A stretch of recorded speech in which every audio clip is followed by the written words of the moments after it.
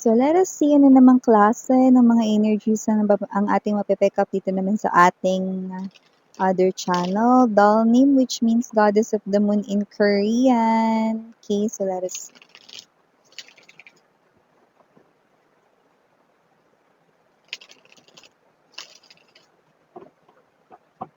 I do sense confidence coming from this person's energy. No? At itong confidence na to, matagal itong nawala sa paglipas ng panahon. Parang bumabalik. Nagkakaroon ng regain ng confidence or kumpiyansa sa sarili. Lakas ng loob. Ganon. Okay? Tapang. Okay? I do see that this is the energy here of someone thinking of you. Not just this past few days, but it looks like this past few years. Ooh. So let us see. Yeah, I'm hearing that song. Kay tagal na para bang ako'y nababaliw. Ay.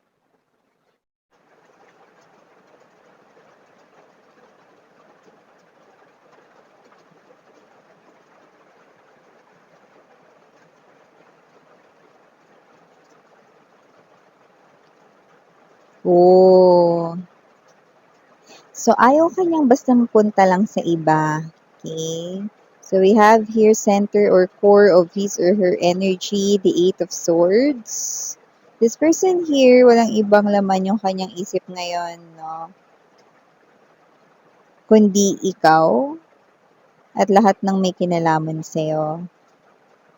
Seven of Coins, Strength card, Nine of, yeah. We have here the Knight of Cups energy, the Ace of Wands, and the Four of Wands. So, hindi siya makapapayag, nabubulol, na may makaagaw dito sa inyo, no? I do see that this person here, no, will definitely, okay, gusto niya, no, na ikaw ay kanya lamang. So, nakikita natin dito na itong person na to, mga babes, no, kung nasan man siyang lupalop ng mundo ngayon, no, maaaring itong person na to, no, ay high chance with the Five of Cups energy and the Five of Coins, okay?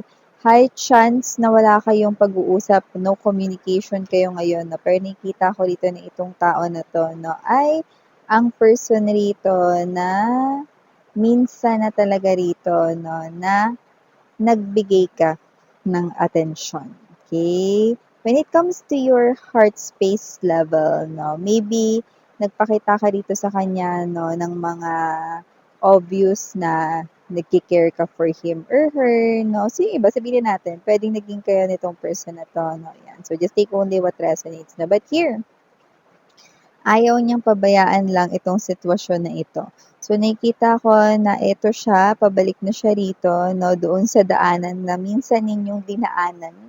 Okay? Nung mga times na mutual ang feelings ninyong dalawa. No? So, lately, hindi niya magawa rito na maipahinga or maikalma rito ang kanyang isip, no? Dahil maaring very bothered siya na merong umaaligid-aligid na sa iyong mga suitors or manliligaw or may mga nagkakagusto sa'yo. Wala tayong gender dito, babae, lalaki, LGBT. So, ayaw niyang may ibang makalapit rito sa'yo. Ayaw niya na may ibang makabingwit ng puso mo. Seven of Wands energy, gusto niya ritong i-guard ang heart mo, no? Alam niya na minsan na siyang tumira dyan sa puso mo, pero hindi siya sigurado na kung welcome pa ba siya rito sa heart mo or baka enough na yung mga nangyari sa inyo noon na hindi maganda para tuluyang masway ang puso mo ng iba. Yun. Yan tayo eh. So, bago natin i-dive more ang reading ni Ito, batiin na natin everybody. Hi and hello there everyone. My name is Yan. Welcome new subscribers. Sa Training Islam Buyers, thank you sa inyo walang sawang love at support for me. At kung hindi pa alam, may pa po tayong main channel on The High Priestess. Link down below lang sa ating description box. If interested, i-click lang yan para makarating po kayo doon. Araw-araw ay nag-upload tayo ng collective readings for all signs there. At yun nga mga babes, no, nakikita ko dito, itong person na to, no, malaki rito yung kanya ritong panghihinayang sa mga nasayang na oras at panahon. So, hindi ko alam kung saan siya galing, pero yung iba, hindi lang naman ito tungkol sa pakikiapid or pangangaliwa or panduloko. May mga energies rin dito na parang hindi na lang kayo nag-work kasi LDR kayong dalawa. So, nakita natin dito na itong person na to, no, okay, may energy siya rito na pinagsisisihan niya kung ba't kayo nag-break or ba't siya sumuko doon no, or whatsoever. Yan. No? So, this person here wants to claim you back. So, hoping siya rito no, na i-guard rito ang iyong heart. Baka sakali rito na muli mo siyang tanggapin. Alam niya kasi kung paano mo siya minahal at alam niya na hindi rin siya basta-basta maaalis dyan sa puso mo kasi kilala ka niya na kapag pag nagmahal ka, totoo yon. Okay? Kaya, kung meron mang asungot daw, asungot talaga tawag niya, Miss Yana, o asungot, no? Yung iba swangit yung tawag rito sa mga umaaligid sa'yo. Halatang bad trip siya sa mga umaaligid rito sa'yo. Na dahil nga, kapag yung mga yan ay nagwagi, babay na talaga ng tuluyan sa kanya. Kasi kilala kanya, once na iwanan mo na talaga siya rito ng tuluyan, alam niyang wala nang balikan pa. Yan, no? So, kayo yung energy na hindi na bumabalik once na makapag-desisyon kayo, no? At ang tinutukoy niya dito ay sa love. Kung sakasakaling may piliin kayo over him or her, or meron na kayo ngayong minamahal na iba, tapos na rin ang lahat ng kanya ritong pangarap, no? Upang kayo muling mabuo, upang muli kayo ritong maging kayo, lahat yun bigla na lang masisira, no? So, nakita ko dito na itong person na to, no, ang kanyang paniniwala hanggang sa ngayon, ikaw ay patuloy pa rin siyang minamahal. Kung kaya naman, gagamitin niya yan upang kanya rito na inspirasyon na bumalik na dito. So, sana hindi pa daw huli ang lahat. So, hindi pa ba huli ang lahat, babe?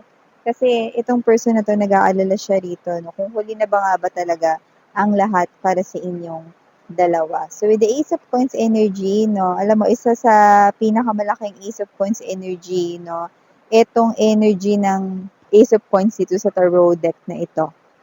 Okay? So, kasi naman tong energy na to, this person right in here with the Strength card energy, nakikita ko rito, no, buong tapang niyang ilalaban rito ang inyong connection. So, nakikita ko rin na takasan niyang sasabihin dito na ikaw ay kanyang minamahal pa rin. At itong person na to, no, ay nakikita ko magte-take responsibility sa kanyang mga sasabihin. No? So, kung sinabi niya ritong mahal ka niya at paninindigan niya ang pag-ibig na ito sa pagkakataong ito, pwede mo yung paniwalaan. Guaranteed, accurate ang sinasabi niya, mare. Or pare, no? So, kasi naman tong energy na to, LGBTQs, of course, welcome rin kayo. Kitang-kita natin dito, no, that this person here ay someone dito na gusto ritong i-claim kayo pabalik sa kanyang life. Okay? So, I do see that this person here, no, ay kung bibigyan mo siya dito ng pagkakataon na maging kayo, okay, gagawin niya rito, wala pang mga ilan talagang mga buwan, okay, maaaring pakasalan niya na kayo rito agad or magpakasal na kayong dalawa. Okay, ganun siya rito mga babes, so naninigurado na hindi na kayo rito makakatakas sa kanya. Dahil nakikita ko rito, kung may umaaligid sa'yo ngayon at hindi pa kayo selos na selos rin siya dyan, eh, paano kung nagkakagusto ka pa sa isa sa mga yan? Eh, di ba ka talagang end of the world na para sa kanya? 'Di ba? So, syempre, tamang fear or tamang scared lang ang person mo dito na dahil baka may iba nang makabingwit ng puso mo na alam niyang dati ay kanya lamang. Yun, no? Yan tayo eh, paalis-alis ka sa pwesto, no? Pagka tumalis ka talaga sa pwesto mo, huwag kang mag-expect na meron ka pang babalikan, no? Parang kagaya lang yun sa pila sa CR. No? Ay, ate, dito ako ah. Pagkuha mong tissue dun, no? Nakalimutan ni ate na ikaw pala yung nagsabi sa kanya. So, balik ka dun ulit sa likod.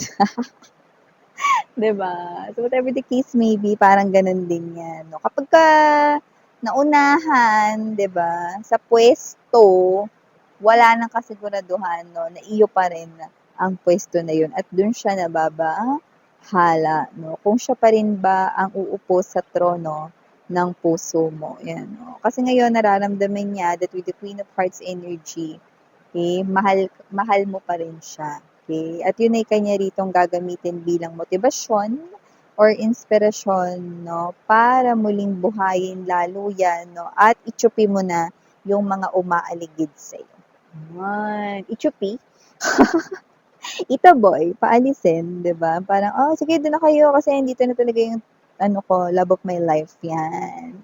So, mga gano'ng klase ng energy na. Pero sa nakikita ko rito, you are someone here na kapagka nasaktan ka na, though puwede mo pa silang kausapin ulit 'no, the the way you will interact to them ay different na. Okay. So, may ganun kang klase ng energy. And because of that, you will feel uncomfortable. Okay. At dahil hindi ka komportable, 'di ba? Hindi mo rin magagawa na magtiwala sa person na ito. Okay. But yes, still, there's remaining love inside your heart. But you do not know right at this very moment what to do with that remaining feelings. Okay. So, you just let time take charge sa yung feelings, kung ma-release unti-unti, carry boom boom lang. Carry boom boom? Carry bells lang. Hindi ka naman nagmamadali, 'di ba? Pero sa nakikita ko rito, yes, this person here clearly feels that you still love him or her. But, okay, ikaw ito, no, na kahit mahal ko pa siya, miss yan, parang hindi ko po alam dahil hindi ko na siya magawang pagkatiwalaan or dahil um, hindi ko alam kung dapat pa ba itong ituloy yung relasyon namin or yung connection namin, dapat bang mag-reconnect. Yan. So, may ganun kayong klase ng energy. So, you could be processing from the place of trauma or from the place of getting hurt because of this person right in here. With the Five of Cups, lumuha ka talaga dyan ng super dami. And with the Five of Coins, there could be an abandonment issue right in here, no? Or this person here ay posibleng hinayaan na lang na talagang maging gano'n ang kinahantungan ng relasyon ninyo. Iba naman, kagaya na binanggit ko sa inyo, hindi naman palaging third party na tao lang yung nakukuha. Actually, yung iba dito nakita ko na hindi kinaya dahil LDR nga. Okay? Ang dami ng parang nabuo rito na parang kung ano-ano samut-sari na rito na baka meron ng iba, blah, blah, blah, no? So, whatever the case may be, meron kasing energy itong person mo na ito na hindi naman sa hindi niya rito kaya pagtiwalaan ka dahil magkalayo kayo or hindi niya kaya pagtiwalaan yung sarili niya dahil magkalayo kayo. Pero, meron siyang natural na ugali na parang tutututututut, dire-diretso yung bibig niya minsan. So, may ganun siyang klase ng energy, hindi niya makontrol, no? At ikaw, pwedeng alam mo rin yun na medyo masakit siya magsalita, no? Mga ganong klase ng energy. Pero, tanggap mo yun. Yun nga lang, parang pag paulit-ulit na yung sitwasyon, kakapagod, no? Kakapagod, diba? Yung tipo pagod ka na nga sa work, tapos gusto mo sana siyang kausapin para makapag-relax ka, diba? Tapos, yung usapan ninyo, no, mauuwi pa sa mga espekulasyon, no? Eh, dito kasi nakita ko parang yung pinag-uusapan kayo dito about social media, mga ganon.